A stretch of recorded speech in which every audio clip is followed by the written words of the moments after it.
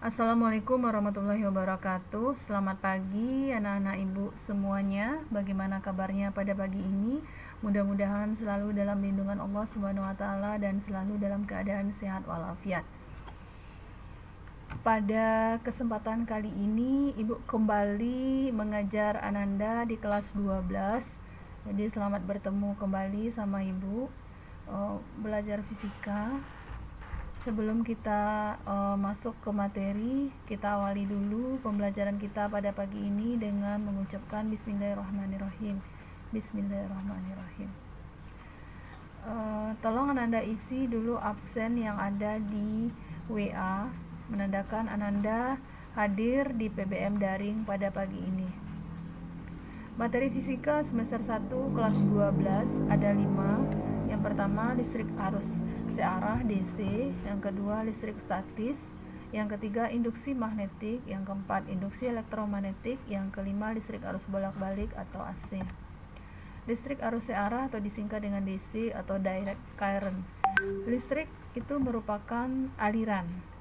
Jadi kalau arus listrik berarti aliran muatan listrik yang mengalir dari kutub positif ke kutub negatif, atau aliran suatu penghantar dari potensial tinggi ke potensial rendah. Kita lihat pada rangkaian ini bahwa arus listrik itu mengalir dari kutub positif ke kutub negatif atau dari potensial tinggi ke potensial rendah.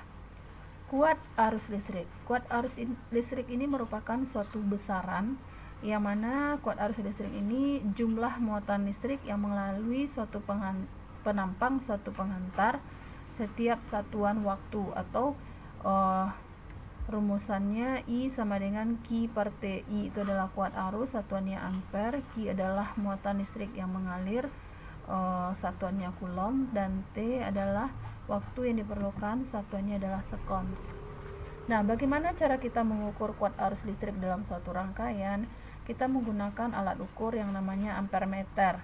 Ampermeter diletakkan posisinya atau susunannya secara seri pada rangkaian arus listrik seperti gambar. Jadi antara hambatan lampu, di sini hambatannya, dan ampermeter itu susunannya secara berderet, sehingga bisa kita nanti kita hitung berapa kuat arus yang mengalir. Syaratnya dia merupakan rangkaian tertutup dan dilengkapi oleh sumber tegangan. Di sini sumber tegangannya adalah baterai. Beda potensial listrik. Beda potensial listrik ini dikatakan juga dengan tegangan, yaitu banyaknya muatan yang terdapat dalam suatu benda.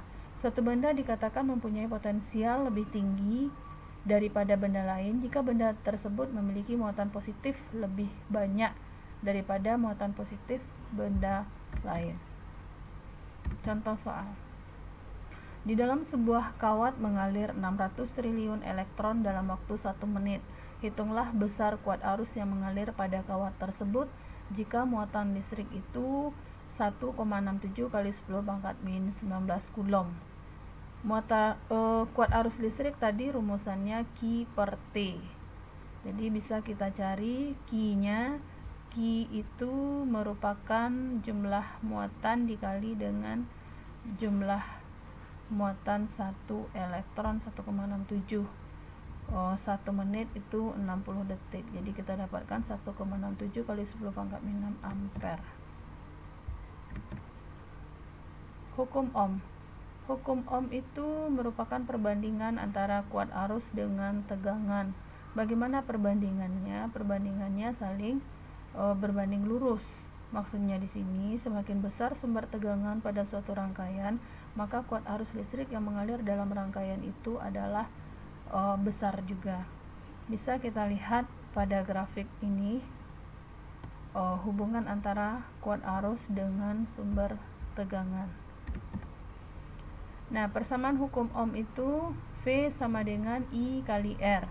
R di sini merupakan hambatan, I adalah kuat arus, dan V adalah tegangan atau beda potensial. Contoh soal, kita lihat grafik. Di grafik ini ada 3 buah tegangan yang mempunyai kuat arus yang berbeda-beda. Tegangan dia 1 volt, kuat arusnya 0,5, tegangan 2 volt, kuat arusnya 1 ampere dan seterusnya. Bagaimana cara kita menghitung hambatan di sini? Nah, hambatan sudah kita ketahui bahwa merupakan perbandingan antara tegangan dengan kuat arus. Jadi garis lurus ini merupakan nilai dari hambatan. Jadi bisa kita bagi aja langsung, 3 dibagi 1,5 atau 2 bagi 1 bisa saja, atau 1 bagi 0,5. Atau hambatan itu merupakan gradien yang merupakan nilai tangen dari sudut yang dibentuk antara tegangan dengan kuat arus.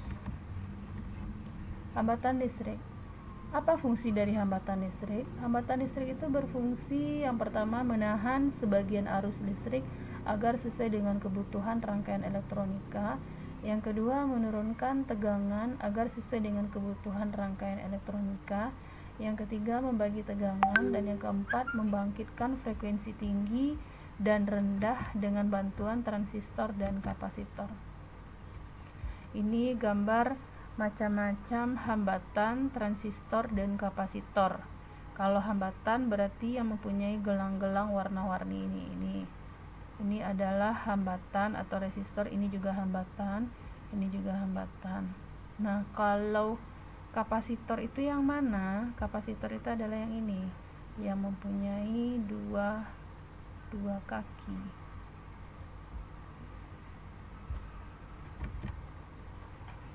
Jenis hambatan listrik. Hambatan listrik itu ada dua, ada hambatan atau resistor tetap dan hambatan atau resistor variabel. Resistor tetap berarti nilai hambatannya tetap, tidak bisa kita ganti-ganti. Simbolnya garis berigi seperti ini atau kotak, atau bentuk dari hambatan itu dari pabriknya seperti ini, dia mempunyai gelang-gelang warna. Kemudian resistor atau hambatan variabel itu nilai hambatannya bisa kita ganti-ganti sesuai dengan kebutuhan kita pada suatu rangkaian. Gambarnya sama dengan hambatan tetap, cuma dia dilengkapi dengan tanda panah seperti ini. Membaca nilai hambatan tetap. Nilai hambatan tetap itu bisa dibaca dengan menggunakan gelang-gelang warna yang ada pada hambatan. Hambatan listrik pada kawat. Hambatan listrik pada kawat berbanding lurus dengan panjang kawat dan berbanding terbalik dengan luas penampang, sehingga rumusannya R sama dengan rho L per A. Jadi berbanding lurus berarti semakin panjang kawat maka hambatannya semakin besar, dan semakin luas penampangnya maka hambatannya akan semakin kecil, dan sebaliknya.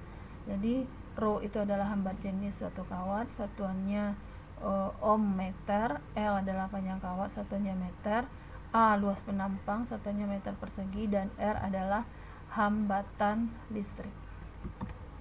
Contoh soal. Berapakah hambatan seutas kawat aluminium yang hambat jenisnya 2,65 kali 10 pangkat min 8 ohm meter yang mempunyai panjang 40 meter dan diameter 1,4 mm? Kita bisa menggunakan rumus yang tadi, R sama dengan rho L per A. Tapi karena di dalam soal tidak diketahui berapa luas kawat, maka kita cari dulu luas itu dari diameter. Jadi A sama dengan pi R kuadrat. Dan akhirnya didapatkan hambatan itu sama dengan 66,5 kali 10 pangkat min 5 ohm. Nah, sekian materi Ibu pada pagi ini. Jadi tugas Ananda pada pagi hari ini adalah membuat ringkasan atau rangkuman dari materi tadi. Jadi tolong dipahami materinya mulai dari awal sampai akhir. Mudah-mudahan dengan video PowerPoint ini Ananda mudah mengerti materinya. Ibu tutup saja dulu. Sekian, assalamualaikum warahmatullahi wabarakatuh.